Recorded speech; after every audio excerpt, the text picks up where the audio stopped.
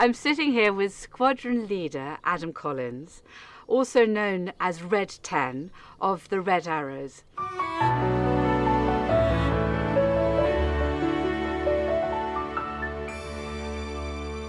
So thank you so much for coming to see me today and being my guest on this podcast. Oh, it's my pleasure. I remember first meeting you, Adam, when we were creating the Heroes at Highclere in September 2018 to commemorate the end of the First World War and to try to raise money for those who serve and save. And you came and you were doing a survey and we clambered up the tower of the castle, which is amazing, isn't it, when you get up there? It is, and that's one of my roles as the supervisor of the team is having a look at the sites that we haven't displayed at before.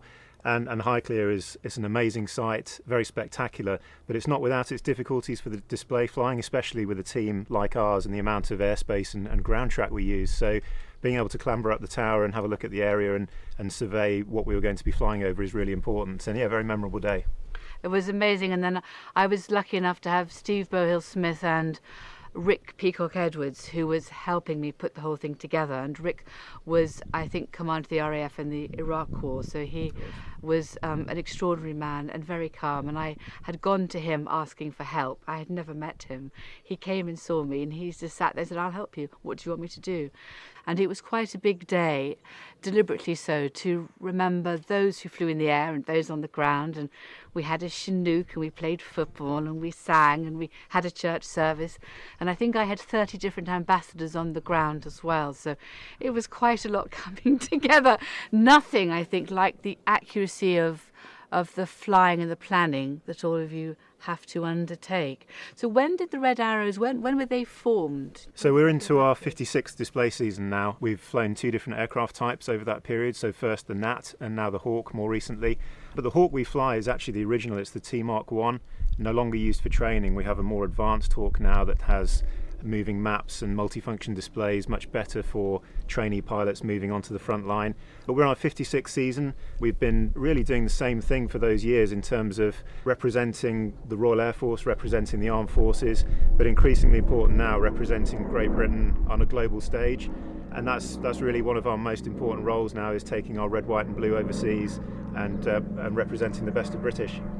Well, I think it's amazing, and I remember as a child, whenever the Red Arrows, there's that sense of excitement. It was so epic looking up and seeing the extraordinary displays. And actually, because Highclere is quite high here, we do have a continual circuit of usually older planes. We're sort of a beacon, I think, for when people fly over. But it is something about Britain is Great, and Highclere and Downton have also helped with the Britain is Great campaign, which has been an honour to be involved with, and with the Department of Trade and Industry who've come here, and we've hosted entrepreneurs from east and west. But of course this time last year, you were getting ready to go to North America, weren't you? Which must have been an extraordinary trip, Adam. That's right. It was a real undertaking even to get the aircraft there and back, but the whole project started about 10 months before we left, so not much time to plan, but as with everything in the military, it'll take as long as you've got. So we started doing the planning along with the wider Air Force, not just the Red Arrows involved. And it was one of our biggest undertakings tour-wise. We spent almost 3 months touring North America, both the US and Canada. So we did a shortened display season in the UK, which I know disappointed lots of the fans and the normal airshow organisers and the airshow attendees. But the role that we conduct when we go away is really important for the UK, exactly that. So we went through all the planning. We flew 12 aircraft on the tour to make sure we had a couple of spares, and really went from East Coast to West Coast and back again, going to lots of the major shows, but also then going to some smaller events, flying the flag. And actually, although we did 20 major air shows and about 20 major flypasts, including places like the Golden Gate Bridge, Mount Rushmore, New York, really the ground engagements we did, so over 100 ground engagements, talking to everybody from school children through to ambassadors, is really almost as important, if not more important, than the flying we're doing when we're on those tours. So very interesting time for us, a massive undertaking and very fulfilling for us, especially then bringing the 12 jets back and actually all arriving back at Scampton on the same day, which I think everyone assumed we'd be leaving jets all around North America and going to pick them up throughout the winter, but all 12 came back on the same day, and a great success. And then as you flew there and back, you hopped from petrol point, I suppose, fuel pump to fuel pump, I suppose, in layman's language. I mentioned the Hawk that we fly is the original, so no glass cockpit, no moving map, very, very rudimentary in the instrument panel. We have a bolt-on GPS, but it's almost like the original Game Boy. It's just a monochrome screen. So taking that kind of aircraft across the Atlantic is a very big undertaking. We can't air-to-air refuel, unlike frontline aircraft. So the maximum we can fly is about 600 to 700 nautical miles. So to get there and back, we actually flew from Scampton, our home base, up to Lossiemouth in the north of Scotland, across to Iceland, from there to Greenland, Greenland to Canada, and then on from there. So really we're almost at our max range flying from Iceland to Greenland in terms of fuel. And because of the airfields we're going to, we needed very good weather there. We didn't have the opportunity to fly an instrument approach, so we needed the cloud to be high enough for us to get down underneath it and land. So quite an undertaking, certainly focused the mind going across there with only one engine, unlike a larger aircraft, but a real adventure to set off on. Really pioneering. And one of the reasons I came across some of the extraordinary other marvellous men in their flying machines, to quote an old film, was because of the pioneering aviation and the first flight of Geoffrey de Havilland, which happened here at Highclere, which I couldn't believe, and I really discovered when we were trying to hold a celebration of 1910, when he first took off, in 2010, 100 years later. I actually found a photograph of the old shed. I found it late one night and emailed it to everybody who I thought would enjoy it, sort of squeaking with excitement. I probably called them as well. But I'm so proud of being part of a tiny part of that first story. And the 5th Earl of Carnarvon was a great supporter of early pioneering aviation, cars and everything like that. And from Geoffrey Moore Brabazon, who stayed here and then passed the shed that he'd used on to Geoffrey de Havilland and Frank Hurl, and hearing their stories of how they rolled the plane down and took off in what to me looked like a Sainsbury's shopping trolley, the bottom of. The bravery and the courage was extraordinary. I mean, God knows how they did it. And during the First World War, when this was a hospital, many of the Royal Flying Corps ended up back at Highclere because it was one of the best orthopaedic hospitals, and many of them had broken or fractured legs. And Lady Carnarvon, the 5th Countess of Carnarvon, was an expert at orthopaedic surgery with the help of Robert Jones. So there's so many wonderful links. And Geoffrey de Havilland remained in touch with Lady Carnarvon, when he then set himself up at Stag End and carried on from there, setting up his rental business, and which led then into the mosquito as well, didn't it, and all the different moths. And so was the gnat, did that have some relationship with Geoffrey de Havilland from the name or not? It was wholly different, out of interest. I don't know if there was a connection. It was the Folland gnat was the manufacturer, similar to the Hawk in that it was used for advanced fast jet training at the time, but really not that much different in terms of the layout and the technology from the Hawk that we fly now. So I wouldn't say it's quite at the level of the de Havilland pioneering age, but it's not a million miles away. And despite over the relatively short life of aviation, when you look at the F-35 Lightning now and the technology involved in that compared with what was being flown 100 years ago, it's staggering. And of course, when we were here flying at the Heroes event in 2018, that was the centenary of the Royal Air Force. And that was a really important year for our team as well. And the motto of that year for us was to commemorate, to celebrate and to inspire. So commemorating the history and the things that we've already mentioned today, celebrating everything that the Royal Air Force does and continues to do around the world, and then helping to inspire the next generation. And that's something that we find really important in the team, is inspiring young and old to follow their dreams, be it in the military or flying or anything else, the STEM topics or anything else. And really that's something that I noticed on the ground at the event 2 years ago, was the fact that you could see people were inspired by the football match going on, replicating No Man's Land and all the other events that tied in really nicely. Obviously our display hopefully adding to the day as well. Oh, it added enormously. A wonderful event. And I had deliberately asked many people from different countries around the world in order to inspire them and gather them together and always promote what's great about Britain and those moments which you can then take with you as very important memories and experiences. So it was a completely extraordinary day and a special weekend, and I'm immensely grateful. And I do it with, but at the end of the RAF year, I then threw a cocktail party in the castle to commemorate the end of the RAF 100 and asked the bases from Benson, Bryce, Norton and Odium if some of the men who were there and their families wanted to come and sing. Oh, and I had the Military Wives Choir. I don't know whether you heard about this. And they were supposed to be singing on the stairs. But in the end, it swapped round, and led by the Concorde pilots and all the RAF pilots, they sang on the stairs. and the Military Wives Choir listened. It was just hysterical. It was a really lovely evening, and I wanted to offer that as a thank you at the end of the year of the RAF 100. With Geoffrey de Havilland, he named all his planes, I think, after moths and tiger moths, and then you had the gypsy moth and then the mosquitoes. There was all the names which I sort of followed through, and I think his company then got rolled into BAE Systems, but Bombardier took the DH. They then, I think, manufacture and produce in Canada. So the legacy of flight from de Havilland has gone around the world. Yeah, absolutely. The naming of aircraft, although it's changed over the years, there's still very much a theme. So my background is flying the Tornado. Obviously we have the Lightning now and the Typhoon in service, so there's very much the storm theme, if you like, still going on through those types. Interesting the way they've always named them through the years, and they kept those themes going. The other part of the Heroes Day, which of the 2018, of which the Red Arrows was such a wonderful central feature, was when I was writing a book about the Second World War, Adam, I found that at the end of writing the book, the epilogue was the fact that I just discovered a B-17 crashed into the hills behind the castle, and went up there, and I could see with Steve Bohill-Smith and Paul McTaggart with his metal detector, we found parts of it, but more importantly, we began to find the men who had sadly been flying on it, and then from there we found their descendants, their children, their grandchildren. And thereafter, research clearly showed there was another 7 planes that crashed during the Second World War at Highclere, 2 of which were Mosquitoes, which were again the de Havilland plane. Out of the story of the Air Force, the American one and the English one, came the desire for Geordie and I, my husband and I, to create a statue to commemorate them. So I don't know whether you've seen him, but he's carved from a cedar tree.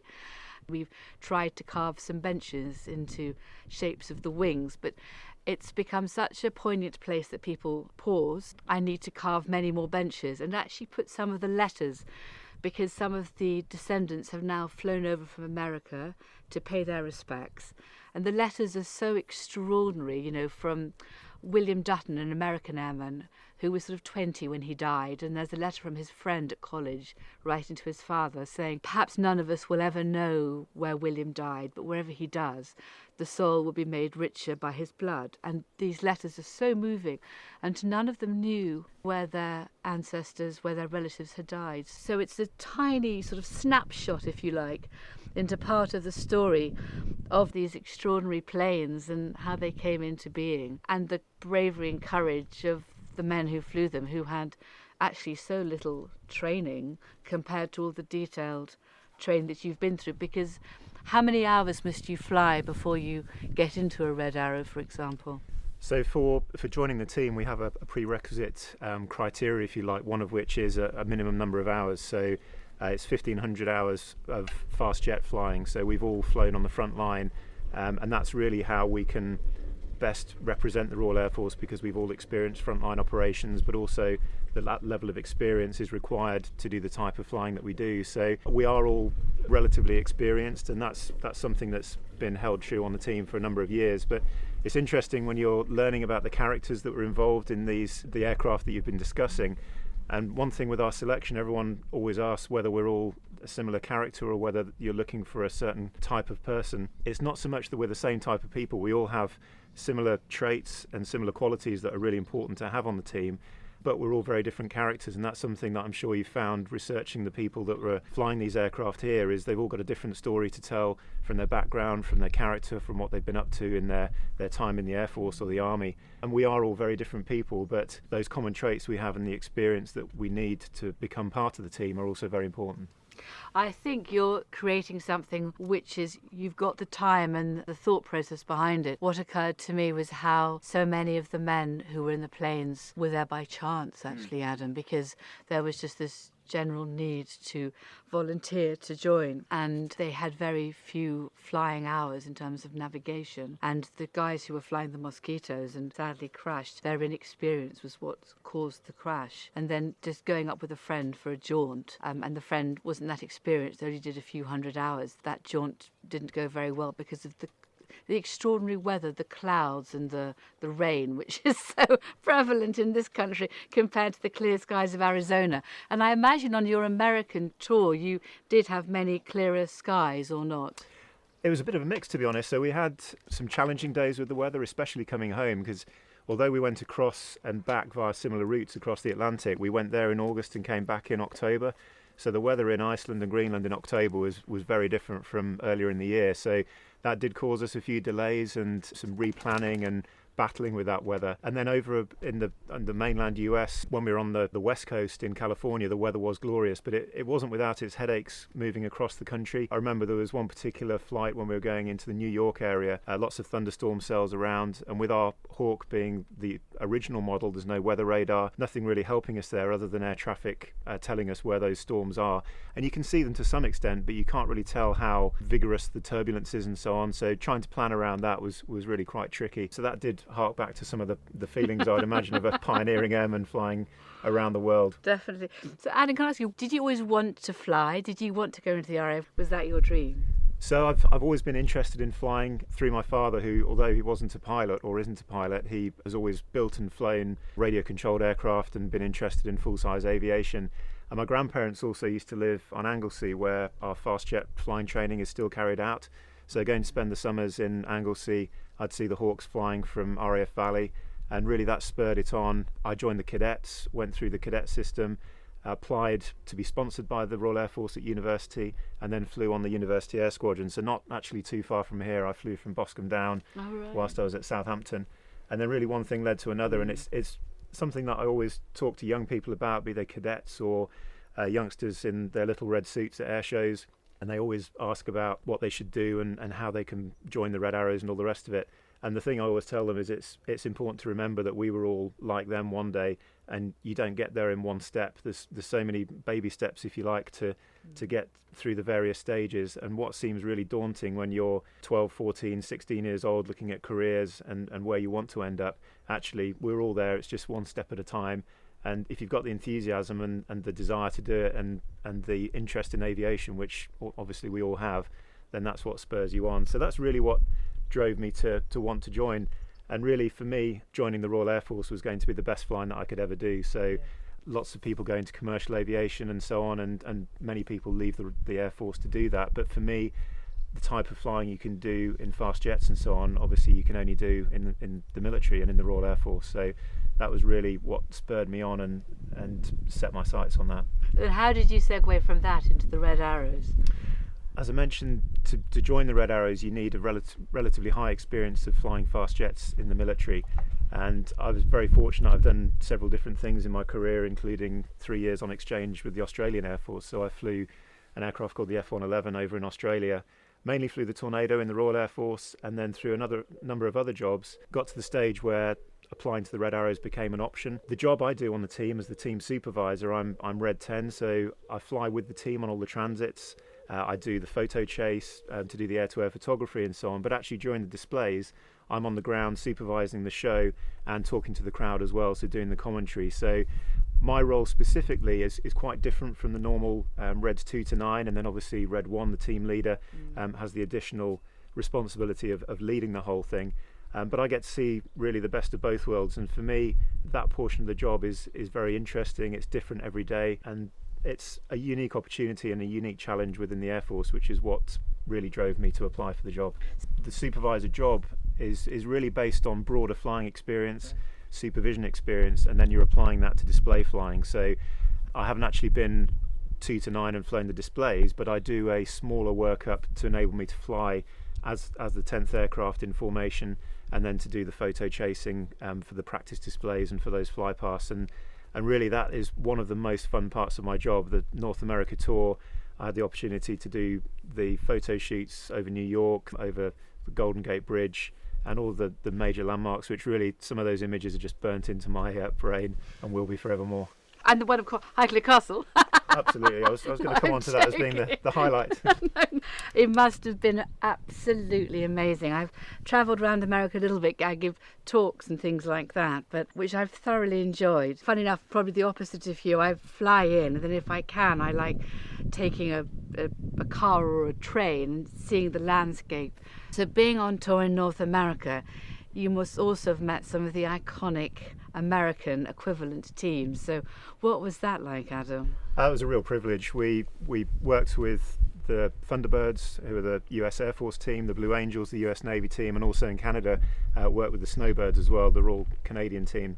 And it was a real privilege. We have a common end to what we're trying to achieve, but we get there through slightly different means. And it was really interesting, as it always is with other display teams around the world, to compare notes on how we go about our business, both training and displaying, and then the end product and how we differ. So I think the North American public will have seen that we go about things slightly differently. Our display is a little bit shorter than the North American teams. We don't use music during the display, so I'll commentate, but we have quite a compact show size-wise, because really the nature of how the Hawk flies compared with the F-18 or the F-16. But it was a real privilege to take our show over there. The red, white and blue smoke is something they don't see very often, which it's very easy for us to then replicate the Stars and Stripes flag with our smoke, or the Canadian flag. A little bit more difficult if you want anything other than red, white and blue in your flag, but it was great to do that. And several of the highlights of the tour were with the other teams. So for example, in New York, we flew down the Hudson River and round the Statue of Liberty with the Thunderbirds. We were in formation with them down the Hudson, and actually I was photo chasing that one, and the Thunderbirds were supposed to have a photo ship up as well. That aircraft unfortunately wasn't serviceable, so in the end I ended up scooting up to the front, getting some photos of the Thunderbirds, then spinning back round and rejoining the Reds. So quite a day out for me, that one. We also worked with the Blue Angels. I was fortunate enough to fly in the back seat of one of them for a practice display again at New York. So all of these experiences, and then with the Canadians, what better backdrop than Toronto? So the Toronto display with the skyline over the water. We did a joint formation practice, and we actually were flying Chris Hadfield in one of our aircraft on that, the Canadian astronaut. So working with those teams, a great privilege, and really being in North America for 3 months meant that we were doing it on a regular basis as opposed to just a brief exposure to them. So much deeper collaboration, isn't it? Absolutely. Fantastic. And when you disregard the differences between how we display and the culture and so on, actually deep down the way the teams work and the camaraderie and so on is exactly the same. It's just done very slightly differently. Must have been so exciting. Honestly, I wish I'd been there. I suppose for the Red Arrows in their planes, they can't hear the reaction on the ground, whereas you are on the ground with everybody. And I don't know, we're all clapping, laughing, gasping with excitement.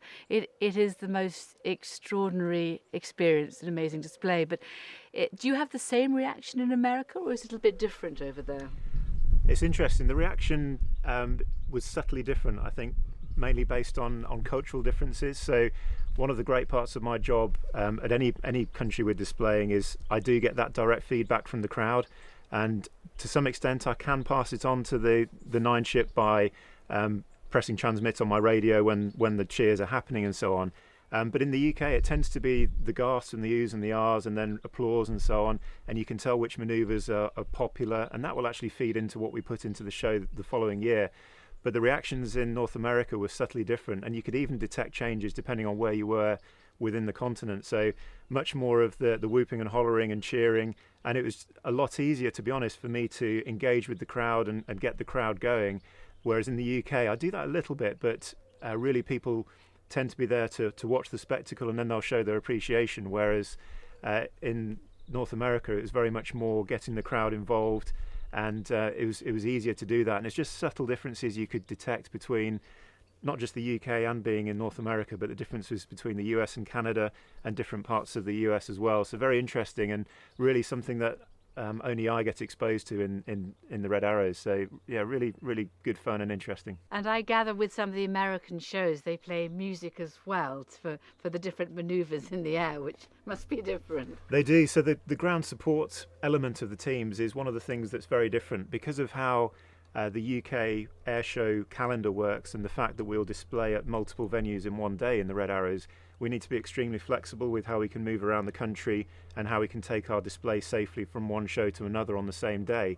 whereas the North American teams tend to stay in one location for a number of days and then move on to the next one. So with that in mind, I'm on the ground supervising the show. I have a rucksack with my radio, a compass, an anemometer to check the wind, and then the show organizer will provide me with a microphone, and really that's all I need. I have a camera person with me who normally flies in the back seat of my aircraft, and the two of us, really, if we're there on the ground, that's what's required for the show to happen. Now, the North American teams tend to do much more of their show accompanied by rock music, and that involves a lot more setup and a lot more kit essentially on the ground, as well as personnel. So I think at one show I counted 12 or 13 people on the ground supporting the Blue Angels with mixing decks, various audio-visual pieces of kit. There's people checking the timings are all working properly, and then somebody doing the commentary and supervising. So I felt a little outnumbered with one camera person, me with my rucksack, and then next to me is the Blue Angels set up with a big box trailer and about 12 people. So again, slight differences, but it means we can then jump in a helicopter, go back to where the aircraft are, and then pack up, move on to the next place, and our footprint on the ground is relatively small. But again, just these small differences that really come about with how we need to operate in each of our countries. I think one of the most iconic images of the Red Arrows is not just the planes, it's also all the 9 pilots, and yourself obviously as Red 10, in the red suits, Adam, and that's such a trademark. So are you actually recognised out of the suits? How does it work? Very rarely, to be honest. So when you're in the red suit, obviously your chest gets bigger, you stand taller when you're wearing the red suit. It's a real privilege to wear it, and there's only ever 11 of us that wear red during the season. So the 1 to 9 flying the display, myself as Red 10, and then our officer commanding who is Red 11. It's a funny situation actually, because you're exposed to almost an element of what somebody who's famous would be exposed to when you're at a show. People want to talk to you, they want to ask you questions, they want you to sign things, but as soon as you take that red suit off, it's extremely rare for somebody to recognise you. So it's very much the honour of wearing that suit, and then you're passing that on to the next team as you move on. We normally do about 3 years on the team, and then either back to frontline duties or instructional duties. So although we're still in the Royal Air Force and very much serving officers, the life that we lead during the display season is representing the Royal Air Force, representing the military and Great Britain, but it's in a very different manner from what we're used to from either instructing or being on the front line. So I would summarise it as a privilege and almost a slight glimpse of what it would be like to be famous, but it's the suit and very much the role that's famous. Sounds like you have the best of both worlds, actually, because you can slip out of it very quickly and then slip out of it again, which is, I know that some actors cannot be recognised in the street. I think most of the Downton Abbey actors are recognised in and out of the costumes they wear on Downton Abbey, which I think must be much more challenging and much harder, actually. You don't have any moments when someone might be in today's world taking a photograph. But what was perhaps the most surprising thing that's happened to you being one of the Red Arrows, or what has most surprised you about being part of the team? I think it's very much connected with that, not the persona that you take on, but when you're wearing the red suit and you're representing everything that the team stands for, it's the level of interest that the public has, and really some of the very informed and educated questions that you get, not just from die-hard airshow goers who want to ask you technical questions and so on, but it's surprising to me the difference that you can make by taking the time to talk to people, especially youngsters who might be nervous about asking you a question, and just simple things like bending down, talking to a young child, proving that we're all human and that actually we were 4 or 5 years old once, wanting to be in the Air Force or fly aeroplanes, and talking to them about what they need to do to get there. And it's just very, very fulfilling, and the fact that you can talk to somebody and hopefully influence and inspire them to go on to follow their dreams and do what they want to do. So I think that's the aspect that I didn't really appreciate would be so satisfying. The inspiration to follow your dreams and just take part and be on a journey, isn't it? Then, of course, you also flew with the French quite recently, didn't you?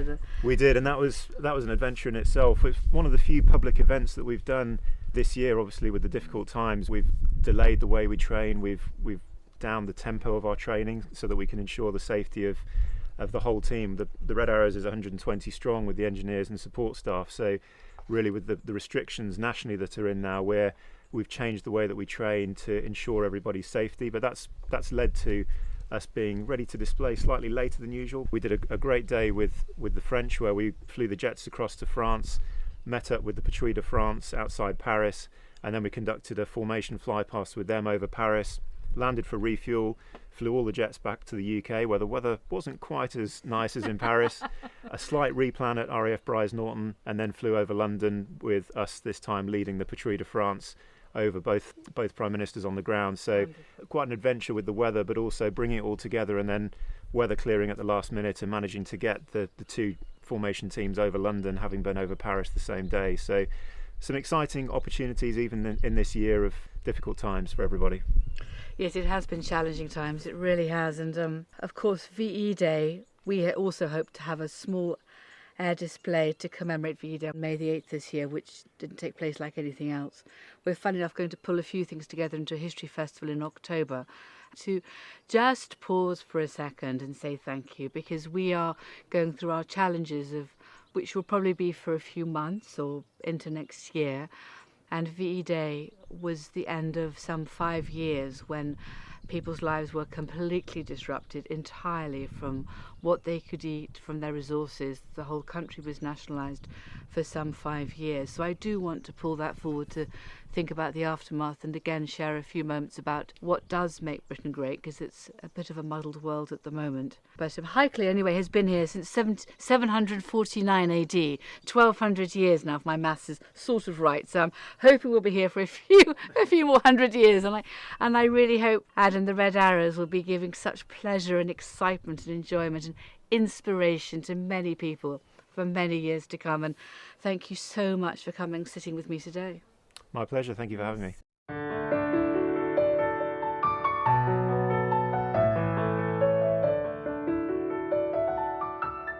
I'm always pleased to hear from you, so please leave a review and subscribe so you don't miss out on any future episodes. You can also ask questions or make suggestions by emailing podcast@highclerecastle.co.uk.